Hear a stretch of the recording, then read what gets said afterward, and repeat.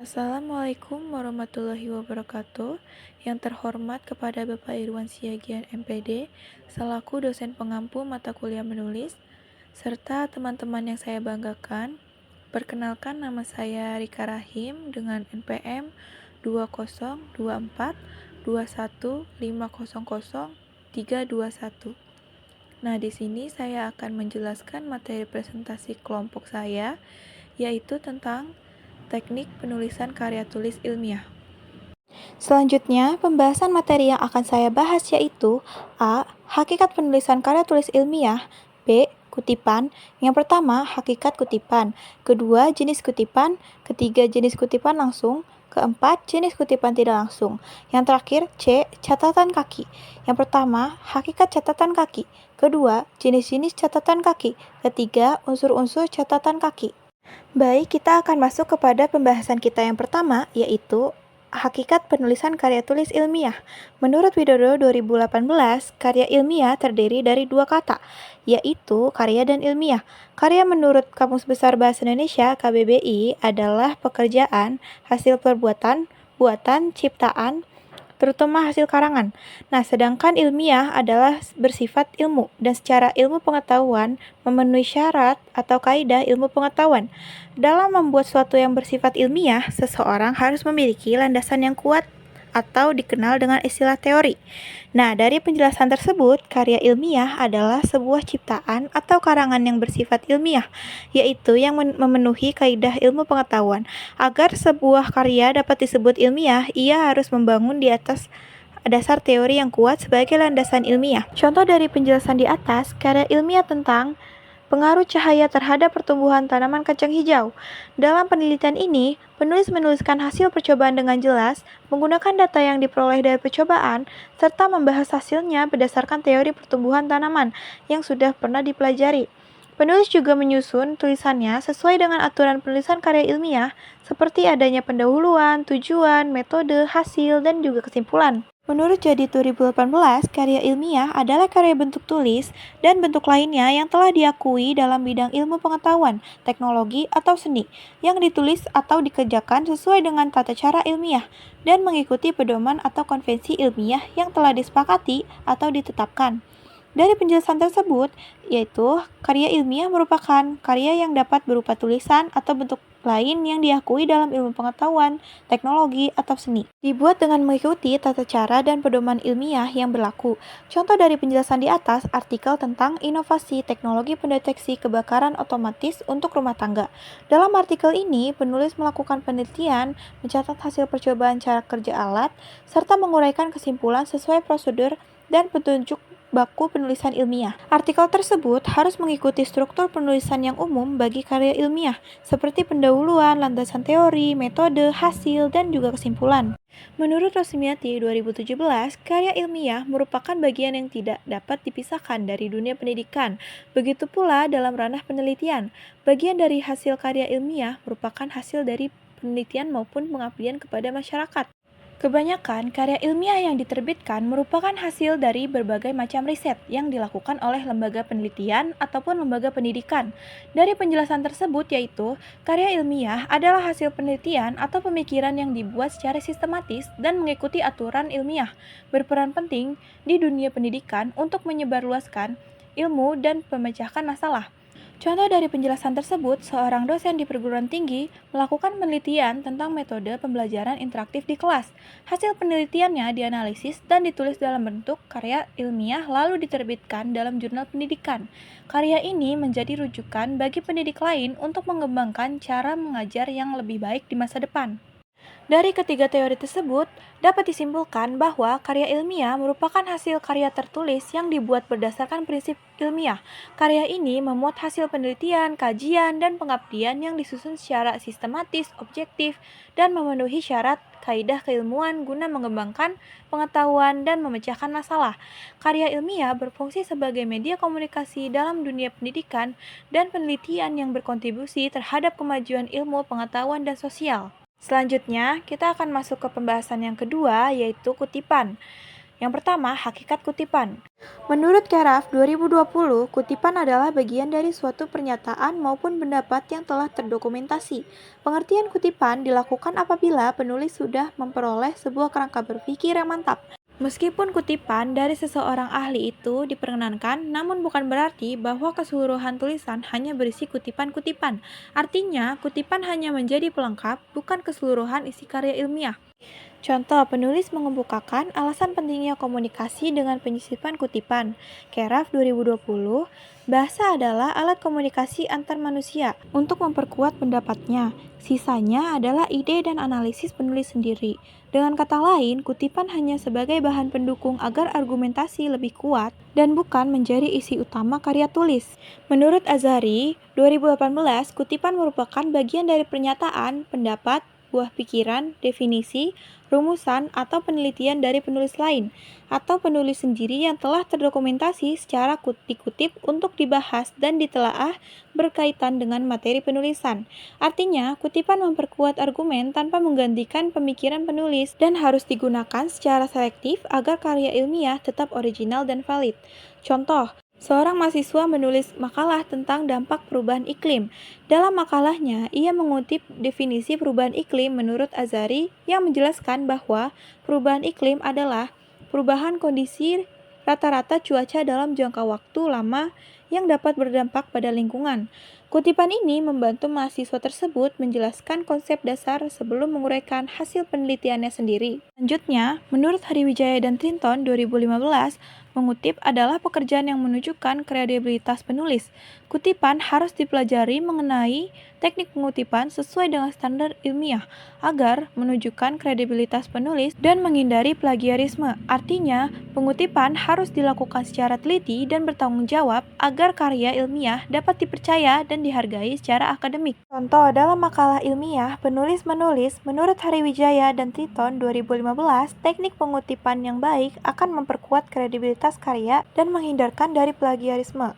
Kutipan tersebut menunjukkan bahwa penulis memahami menerapkan aturan pengutipan yang benar sebagai bagian dari etika ilmiah. Ketiga teori tersebut dapat disimpulkan bahwa kutipan adalah suatu pernyataan yang ditulis berdasarkan pendapat, buah pikiran, definisi, rumusan, dan lain sebagainya yang telah terdokumentasi sebelumnya. Pengertian kesimpulan ditulis sebagai bahan untuk memperkuat argumentasi atau teori dalam suatu karya ilmiah. Karya ilmiah tidak boleh hanya ditulis dari berbagai kutipan demi kutipan, tetapi hanya bisa disisipi kutipan sebagai penguat dan pelengkapnya, serta harus memuat materi dan teori yang valid dan dapat dipertanggungjawabkan. Selanjutnya yang kedua, jenis kutipan. A. Kutipan langsung. B. Kutipan tidak langsung. Selanjutnya kita akan bahas kutipan langsung terlebih dahulu. Menurut Lester 2010, kutipan langsung adalah pengambilan kata-kata atau kalimat dari sumber asli secara utuh tanpa mengubah atau mengeditnya. Dari penjelasan tersebut, semua kata-kata yang dikutip dituliskan persis seperti pada sumber tersebut dan diberi tanda kutip untuk menunjukkan bahwa itu adalah kata-kata dari sumber lain. Kutipan langsung digunakan untuk menampilkan ide atau pendapat yang sangat kuat, jelas, atau relevan yang tidak boleh diubah untuk menjaga maknanya. Contoh kalimat dalam karya tulis ilmiah dapat ditulis menurut Lester 2010, kutipan langsung adalah pengambilan kata-kata atau kalimat dari sumber asli secara utuh tanpa mengubah atau mengeditnya. Kalimat ini adalah contoh kutipan langsung karena mengutip kata demi kata dari pernyataan Lester tanpa perubahan, disertai tanda kutip untuk menandai pengutipan tersebut. Menurut Hari Kunto 2014, kutipan langsung ialah pengambilan kalimat dari tulisan orang lain secara utuh dan ditulis sebagaimana aslinya. Tujuan utamanya adalah untuk memberikan landasan teoritis atau memperkuat pernyataan penulis dengan dasar ilmiah dari sumber yang terpercaya. Artinya, kutipan langsung adalah penyalinan kata atau kalimat dari sumber lain secara utuh untuk memperkuat pernyataan penulis dengan dasar ilmiah yang terpercaya. Contoh, menurut Arikuto 2014, kutipan langsung digunakan apabila kalimat asli memiliki makna yang tidak dapat diubah tanpa mengurangi keaslian pesan. Selanjutnya, menurut Mutmainah 2023, kutipan langsung adalah catatan yang diambil dari sumber secara utuh tanpa diubah redaksinya. digunakan untuk memperkuat pernyataan penulis dan mencerminkan keaslian sumber rujukan. Kutipan ini ditulis dengan tanda petik jika pendek dan dibuat dalam bentuk paragraf terpisah jika panjang. Artinya, kutipan langsung adalah pengambilan sumber secara utuh tanpa perubahan untuk memperkuat pernyataan penulis dan menunjukkan keaslian sumber rujukan. Contoh, kegiatan membaca dapat meningkatkan kemampuan berpikir kritis dan analisis siswa di semua jenjang pendidikan. Dalam kurung Rahmawati 2021 halaman 89.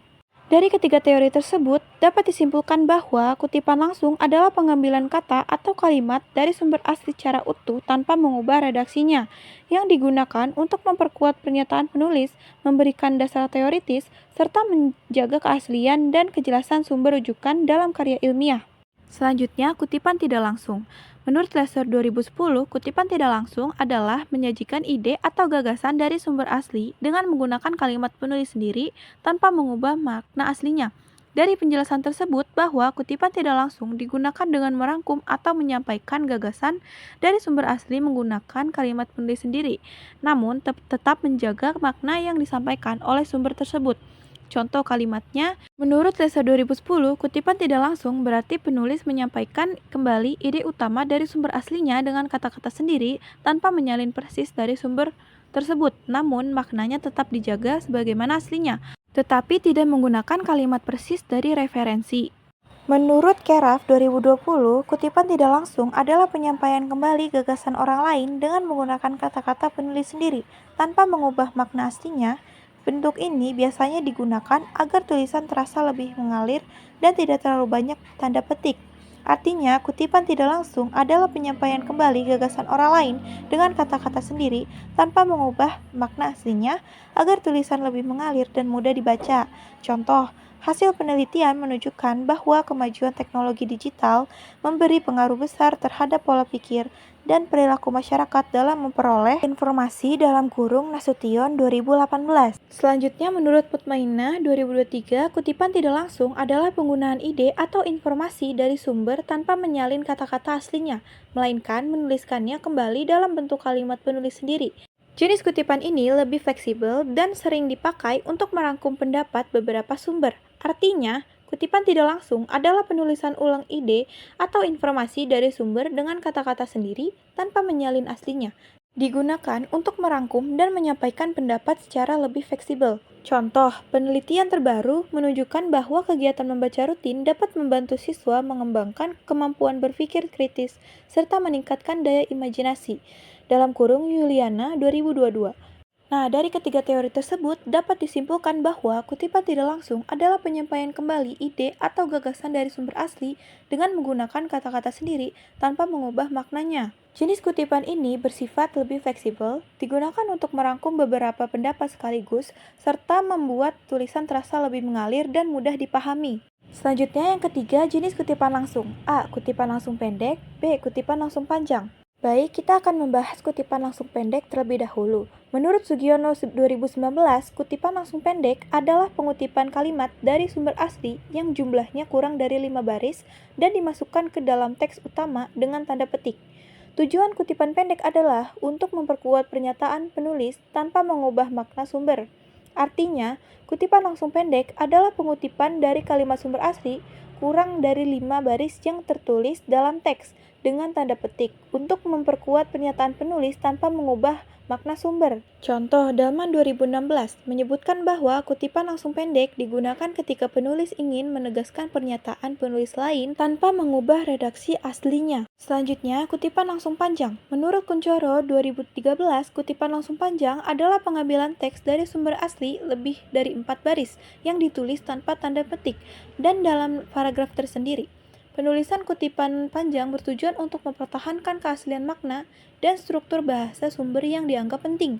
Artinya, kutipan langsung panjang adalah pengambilan teks lebih dari 4 baris yang ditulis terpisah tanpa tanda petik untuk menjaga keaslian makna dan struktur sumber aslinya. Contoh, Kuncoro 2013 menyatakan penelitian harus berhati-hati dalam menggunakan kutipan panjang.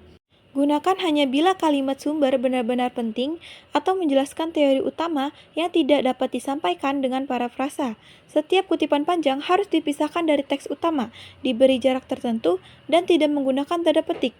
Dalam kurung halaman 87. Lalu selanjutnya, 4. Jenis kutipan tidak langsung. A. Kutipan tidak langsung pendek. B. Kutipan tidak langsung panjang. Mari kita bahas dulu kutipan tidak langsung pendek.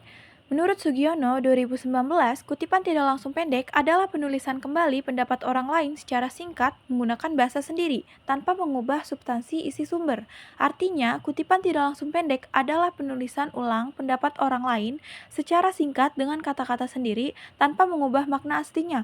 Contoh, menurut Sugiono 2019 menyebutkan bahwa kutipan tidak langsung pendek dipakai untuk memperjelas teori atau hasil penelitian dengan gaya bahasa penulis sendiri. Selanjutnya, kutipan tidak langsung panjang. Menurut Pratono 2021, kutipan tidak langsung panjang adalah penyampaian gagasan dari sumber lain dalam bentuk paragraf yang disusun sendiri oleh penulis. Biasanya digunakan untuk menjelaskan teori penting secara rinci. Artinya, kutipan tidak langsung panjang adalah penulisan ulang gagasan orang lain dalam bentuk paragraf sendiri untuk menjelaskan teori atau konsep secara rinci. Contoh, menurut Pratono 2021 menegaskan bahwa kutipan tidak langsung panjang berguna untuk menuliskan kembali teori atau konsep dari sumber utama dengan kalimat yang lebih panjang dan detail. Bentuk ini memungkinkan penulis menafsirkan isi sumber sesuai konteks pembahasan, namun tetap mempertahankan makna utama dari penulis aslinya. Baik, kita akan masuk ke pembahasan terakhir, yaitu catatan kaki atau footnote. Yang pertama, hakikat catatan kaki. Menurut Nasir 2017, menjelaskan catatan kaki sebagai salah satu teknik penanda sumber dalam kurung selain kutipan langsung dalam teks dan daftar pustaka akhir. Nazir menekankan teknis penulisan yang konsisten dalam kurung unsur pengarang, judul, penerbit, tahun, halaman, dan pemilihan sistem sitasi yang sesuai dengan disiplin ilmu atau pedoman institusi. Artinya, bahwa catatan kaki merupakan salah satu teknik penanda sumber selain kutipan langsung dan daftar pustaka yang harus ditulis secara konsisten dengan mencantumkan unsur penting seperti nama pengarang, judul, penerbit, tahun, dan halaman. Contoh footnote dalam sumber web Kementerian Pendidikan dan Kebudayaan RI, Panduan Penulisan Karya Ilmiah diakses 10 Oktober 2023. Selanjutnya, menurut Mutmainah 2019, catatan kaki adalah keterangan yang diletakkan di bawah halaman untuk menyatakan sumber kutipan atau memberikan penjelasan tambahan yang membantu pembaca memahami teks tanpa mengganggu alur utama. Catatan kaki mencantumkan unsur penting seperti nama pengarang, judul, tempat, dan penerbit, tahun, dan penomor halaman bila perlu. Artinya bahwa catatan kaki sebagai bagian dari materi penting dalam penulisan ilmiah. Ini membuat pembaca dapat memahami sumber referensi dengan jelas serta untuk menjaga kejujuran dan integrasi akademik dalam penulisan karya ilmiah. Contoh footnote dalam buku Siti Mutmainah, Bahasa Indonesia untuk Perguruan Tinggi dalam kurung Malang, Literasi Nusantara 2019, halaman 94. Lalu selanjutnya menurut Sugiono 2017 membahas catatan kaki dalam konteks pelaporan hasil penelitian. Catatan kaki dipakai untuk merujuk sumber rujukan pada bagian halaman terkait atau memberikan catatan penjelas singkat. Artinya bahwa catatan kaki berfungsi sebagai cara untuk merujuk sumber rujukan yang relevan pada bagian halaman terkait dan memberikan penjelasan singkat tambahan. Contoh footnote dalam artikel jurnal. A. Budi, peran pendidikan karakter di sekolah dasar. Jurnal Pendidikan Indonesia 8, No 2, 2016, 45-56, halaman 48. Dari ketiga teori tersebut, dapat disimpulkan bahwa catatan kaki atau footnote merupakan bagian penting dalam karya tulis ilmiah yang berfungsi sebagai alat petunjuk sumber kutipan dan penjelasan tambahan agar pembaca memahami asal-usul informasi secara jelas dan ilmiah. Catatan kaki berfungsi tidak hanya sebagai penanda sumber referensi, tetapi juga sebagai sarana memperkuat kredibilitas dan integritas karya ilmiah, serta memandu pembaca dalam menelusuri sumber informasi secara akurat. Selanjutnya, yang kedua, ada jenis-jenis catatan kaki. A. Catatan kaki lengkap atau full footnote. B. Catatan kaki pendek atau short footnote. C. Catatan kaki gaya penulisan khusus atau Chicago. D. Catatan kaki dalam gaya apa atau American Psychological Association. E. Catatan kaki dalam gaya MLA atau Modern Language Association. Kita akan membahas yang A terlebih dahulu, yaitu catatan kaki lengkap atau full footnote. Menurut Kurniawan 2018, dalam bukunya Teknik Penulisan Ilmiah Modern, catatan kaki lengkap adalah jenis catatan kaki yang memuat seluruh informasi mengenai sumber secara utuh. Informasi yang ditulis meliputi nama penulis, judul buku, tempat terbit, penerbit, tahun terbit, serta halaman yang dikutip. Jenis ini digunakan pertama kali ketika sumber tersebut muncul dalam tulisan. Tujuannya adalah agar pembaca mengetahui sumber kutipan secara jelas dan bisa menelusuri kembali. Misalnya, dalam tulisan hukum dapat digunakan kalimat seperti hukum berfungsi sebagai alat untuk menciptakan ketertiban dan keadilan dalam masyarakat. Kemudian di bagian bawah halaman ditulis catatan kaki lengkap. Sajipto Raharjo, Hukum dan Masyarakat, Jogja, Genta Press, 2010 halaman 25. Selanjutnya, yang B, catatan kaki pendek atau short footnote. Menurut Wibowo 2019, dalam Jurnal Bahasa dan Penulisan Akademik Kontemporer, catatan kaki pendek digunakan ketika sumber yang sama telah disebutkan sebelumnya dalam bentuk lengkap. Tujuan penggunaannya adalah agar tulisan lebih ringkas dan tidak berulang-ulang. Catatan kaki pendek biasanya hanya menyantumkan nama belakang penulis, sebagian judul, dan halaman yang dikutip. Misalnya, setelah sumber dari Sajipto Raharjo digunakan secara lengkap, maka pada kutipan berikutnya dapat ditulis kalimat, hukum tidak hanya berfungsi sebagai normatif, tetapi juga memiliki fungsi sosial di masyarakat. Catatan kaki yang dicantumkan menjadi Raharjo, Hukum dan Masyarakat, halaman 40. Jika sumber yang sama digunakan secara berturut-turut, maka cukup ditulis dengan istilah ibid, yang berasal dari bahasa Latin ibidem yang berarti pada tempat yang sama. Misalnya, setelah contoh sebelumnya, catatan kaki berikutnya cukup ditulis ibid, halaman 40. Bentuk ini membantu menjaga kepraktisan dan efisiensi penulisan tanpa mengurangi kejelasan sumber. Selanjutnya, yang C, catatan kaki gaya penulisan khusus atau Chicago. Menurut Kurniawan 2018, dalam buku Teknik Penulisan Karya Ilmiah Modern, gaya Chicago merupakan salah satu gaya penulisan akademik yang paling sering digunakan dalam bidang humaniora termasuk sejarah, hukum, dan filsafat. Dalam gaya Chicago, catatan kaki digunakan untuk mencantumkan sumber secara lengkap di bagian bawah halaman, dan daftar pustaka tetap dicantumkan di akhir tulisan. Ciri khas gaya ini adalah penulisan yang mendetail, mencantumkan nama lengkap penulis, judul karya, dalam kurung, dicetak miring, tempat penerbit, tahun, dan halaman yang dikutip. Contoh penulisan gaya Chicago dalam teks. Hukum pada hakikatnya berfungsi untuk menjaga keseimbangan antara kepastian dan keadilan dalam masyarakat. Catatan kaki di bawah halamannya, Sajipto Raharjo, Hukum dan Masyarakat, dalam kurung, Jogja, Genta Press, 2010-25.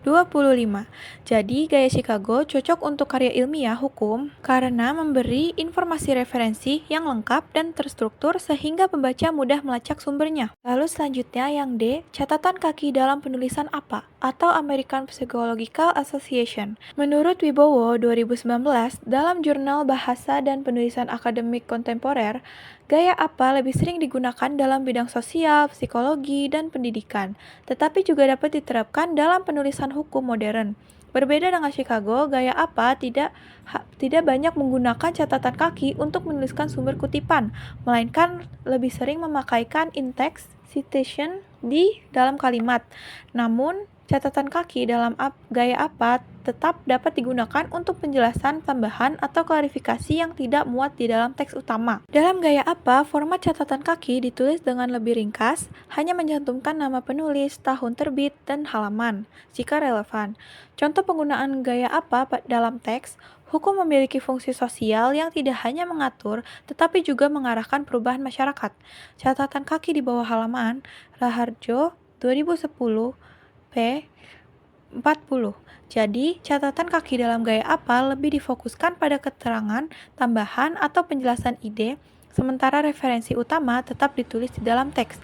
Hal ini menjadikan tulisan lebih ringkas dan mudah dibaca.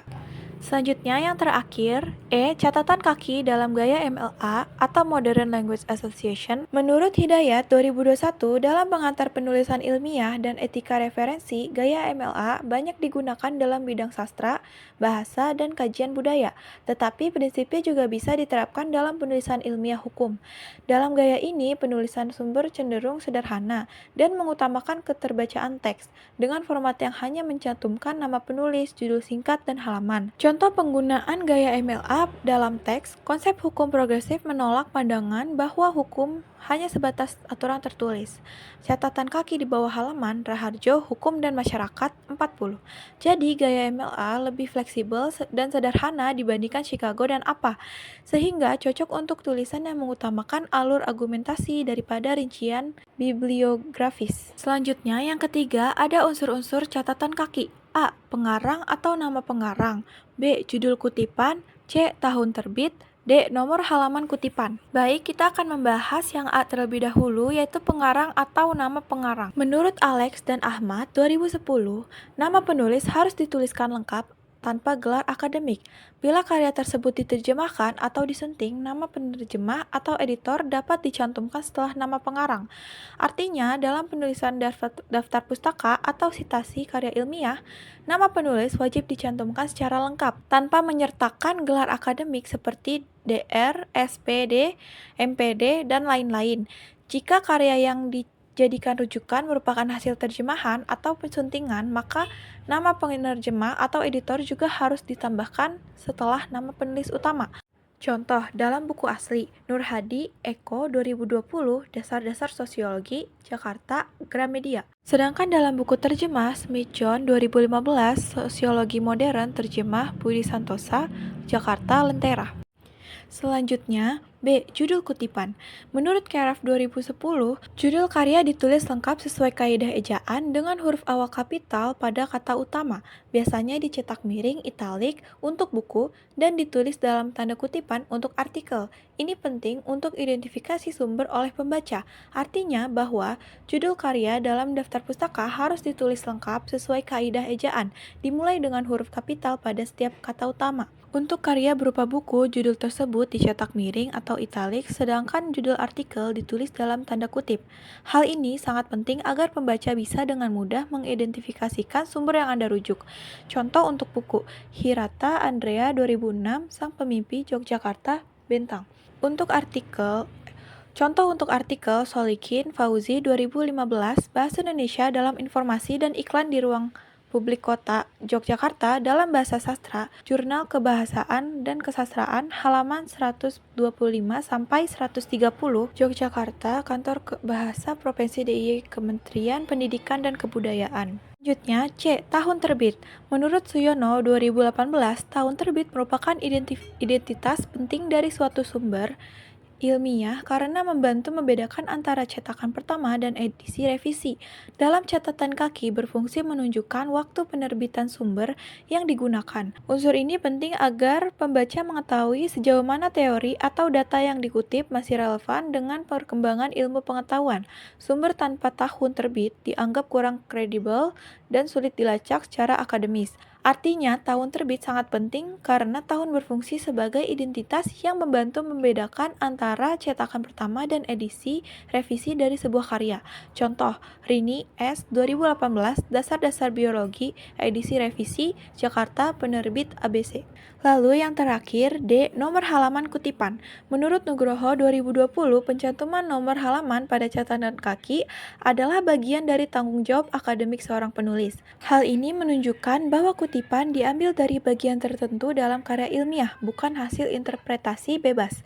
Artinya, dengan mencantumkan nomor halaman pada catatan kaki, pembaca dapat langsung merujuk ke halaman yang dimaksud untuk memeriksa konteks dan kebenaran informasi yang dikutip.